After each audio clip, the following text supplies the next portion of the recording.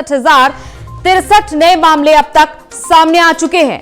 24 घंटे में 277 लोगों की मौत हो चुकी है। तो इस तेजी के साथ संक्रमण बढ़ता ही चला जा रहा है। पूरे देश के आंकड़ों की अगर हम बात करें तो 24 घंटे में कोरोना के 1,68,063 मामले सामने आ चुके हैं, जो अपने आप में एक बड़ा रिकॉर्ड साबित कर रहे हैं। अप्रैल माह के बाद अब ये देखा जा रहा है 9 महीने बाद एक बार फिर से वही स्थिति उत्पन्न हो रही है और तेजी के साथ आंकड़े बढ़ते ही चले जा रहे हैं। हालांकि तमाम सावधानियां भी बरतने को लेकर लगातार सरकार की ओर से निर्देश दिए जा रहे हैं, बैठकें भी हो रही हैं और देश में कुल मामलों की संख्या की बात करें तो अब तक 3 करोड़ से ज्यादा हो चुकी है ये संख्या। एक्टिव मामले 8,21,000 हो चुके हैं और देश में कुल मौतें 4,84,213 हो चुकी है।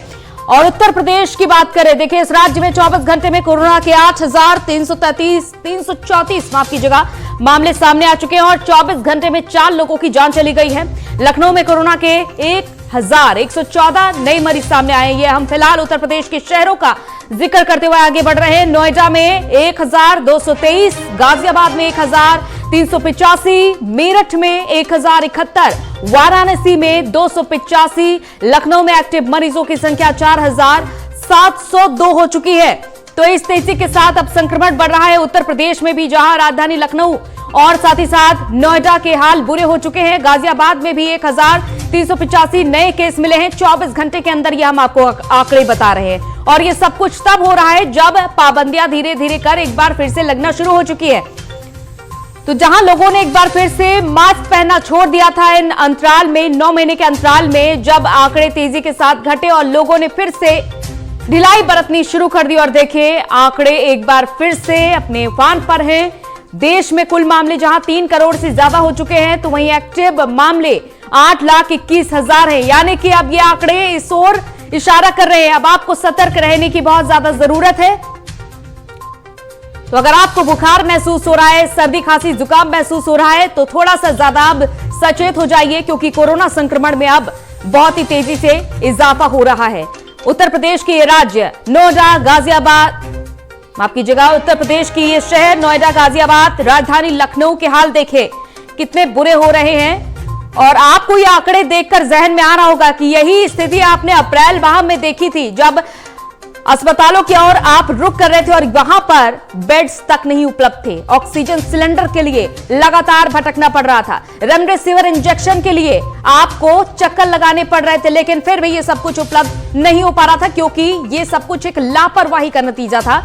और देखिए, आपसे फिर से यही अपील प्राइम न्यूज करता है कि लापरवाही मत बरतिए, सावधानी के साथ रहिए और जो जरूरी हो तभी घरों से बाहर निकलने की कोशिश करिए, क्योंकि जिस तेजी से पूरे देश में आंकड़ा बढ़ रहा है और कोरोना के नए वेरिएंट ओमिक्रॉन की बात करें जो कि 27 राज्यों में पहुंच चुका है, जिसको लेकर भी सतर्कता, सावधानी बरतने की जरूरत है।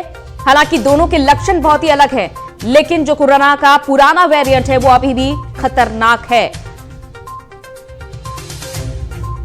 देखिए एक बार फिर से जो कोरोना बढ़ रहा है, बहुत ही तेजी के साथ आंकड़े बढ़ रहे हैं और हम आपसे फिर से वही अपील करेंगे कि मास्क लगाकर रखिए, सोशल डिस्टेंसिंग बनाकर रखिए और जरूरी हो तभी घरों से बाहर निकलिए, क्योंकि अब ये वक्त आ चुका है एक बार फिर से संभलने का। हालांकि सरकारें भी सतर्क हैं इसको लेकर और धीरे धीरे कर देखिए पाबंदियां लगाई जा रही है। जहां तमिलनाडु में लॉकडाउन लागू हो चुका है और महाराष्ट्र में भी इस बारे में विचार किया जा रहा है।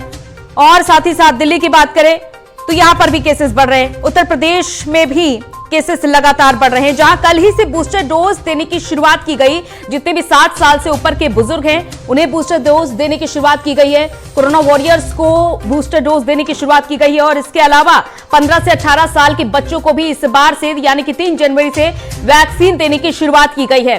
तो अगर आपने अभी भी वैक्सीन नहीं ली है और आपके घर में कोई 15 से 18 साल का है या फिर 60 साल से ऊपर का बुजुर्ग है और 39 सप्ताह हो चुके हैं दोनों डोज लिए हुए, तो आप बूस्टर डोज ले सकते हैं। और इसके अलावा 15 से 18 साल के बच्चे जाकर वैक्सीन ले सकते हैं, अपना रजिस्ट्रेशन करा सकते हैं। और इसके अलावा 18 साल से जितने भी ऊपर के लोग हैं वो वैक्सीन जरूर लें, क्योंकि वैक्सीन ही एकमात्र सहारा है कोरोना से बचाव करने का। तो देश में जो कुल आंकड़े बढ़ रहे हैं इनकी हम बात करें तो 3 करोड़ से ज्यादा हो चुके हैं, लेकिन देखिए, अब बहुत ज्यादा सावधान रहने की आपको जरूरत है। दिल्ली से हमारे संवाददाता स्नेह कमल हमारे साथ जुड़ चुके हैं ज्यादा जानकारी के साथ। स्नेह कमल, देखिए तेजी से एक बार फिर से कोरोना के आंकड़ों में इजाफा हो रहा है। अंजलि, अगर बीते 24 घंटे की बात करें तो कल जहां 1,79,000 केस आए थे, परसों समाचार कल 1,62,000 केस आए हैं। तो हम अगर बीते 24 घंटे की बात करें तो लगभग 11,000 केस जरूर कम आए हैं, लेकिन अगर मौत के आंकड़े की बात करें तो वो दुगना आ चुका। जहां जो सोमवार को जो दिशाएं मिली थी कल स्वास्थ्य मंत्रालय द्वारा कि रवि को 146 लोगों की मृत्यु हुई थी, वही सोमवार को 270 लोगों की मृत्यु हुई। जो आज आंकड़े स्वास्थ्य मंत्रालय जारी किए, तो ये भी चिंता का विषय ये है कि कोरोना के जो आंकड़े हैं वो जरूर 11,000 कम हुए हैं 24 घंटे में, लेकिन मरने वाले संख्या लगभग दुगनी हो चुकी है। इस बीच जो है आज दिल्ली के मुख्यमंत्री भी 12 बजे से कॉन्फ्रेंस करेंगे, कुछ घोषणाएं कोरोना को लेकर कर सकते हैं। जिस तरह से कल डीडीएमए की बैठक हुई थी दिल्ली में, जिसमें यह निर्णय किया गया था तमाम जो रेस्टोरेंट है इनमें अब जो है बैठकर खाने की डाइनिंग की फैसिलिटी बंद होगी, फिर टेक अवे कर सकते हैं। और जहां तक पब और बार की बात करेंगे वो पूर्ण रूप से बंद कर दिए गए हैं। तो तमाम जो है ऐतिहासिक कदम सरकार उठा रही है। आज फिर 12 बजे दिल्ली के मुख्यमंत्री जो एक प्रेस वार्ता करेंगे, हो सकता है कोई कुछ और निर्णय करे या कुछ कठोर निर्णय है। अंजलि, लेकिन एक बार फिर से देखिए, जो आपने बताया कि बैठक की जाएगी, प्रेस वार्ता की जाएगी, क्या कुछ खास जरूरी दिशा निर्देश दिए जा सकते हैं इस समय बचाव के लिए? क्योंकि देखिए, चाहे दिल्ली की बात करें या फिर उत्तर प्रदेश की बात करें, आंकड़े बहुत ही तेजी के साथ बढ़ रहे हैं। अंजलि, बात अगर आपने उत्तर प्रदेश कही तो उत्तर प्रदेश से जरूर आंकड़े कम आ रहे हैं, लेकिन ये शिकायतें उत्तर प्रदेश से आ रही है, वहां पर टेस्टिंग कम की जा रही है। तो सही आंकड़ा संक्रमितों को तभी लग सकता है जब भरपूर मात्रा में या सही संख्या में जो टेस्ट हो। अगर दिल्ली की बात है, दिल्ली में प्रतिदिन जो है काफी टेस्ट संख्या में टेस्ट हो रहे हैं, उस हिसाब से दिल्ली में संक्रमित भी निकल रहे हैं।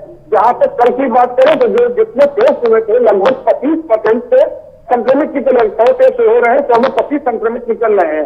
तो दिल्ली में संक्रमितों का जो आंकड़ा है बहुत तेजी से बढ़ रहा है। हमने एक आंकड़ा, एक डाटा भी हमने 2 दिन पहले से दर्शकों को साझा किया था कि हम आंकड़ों में अगर प्रदेश के अनुसार देखते हैं तो ये लगता है कि महाराष्ट्र प्रदेश के अनुसार नंबर 1 है, दिल्ली नंबर 2 पे है। लेकिन अगर दिल्ली की आबादी और दिल्ली का क्षेत्रफल देख के अगर बात करें तो बिल्कुल बहुत ही तेजी से यहाँ पर दिल्ली में, राजधानी दिल्ली के बुरे हाल हो चुके हैं। स्नेह कमल, आप बने रहिए हमारे साथ, हम आपसे और भी महत्वपूर्ण जानकारी लेंगे। तो ये देखा जा रहा है। और दूसरी तरफ आज यूपी बीजेपी प्रत्याशी चयन पर दिल्ली में मंथन होगा, क्योंकि तारीख धीरे धीरे करना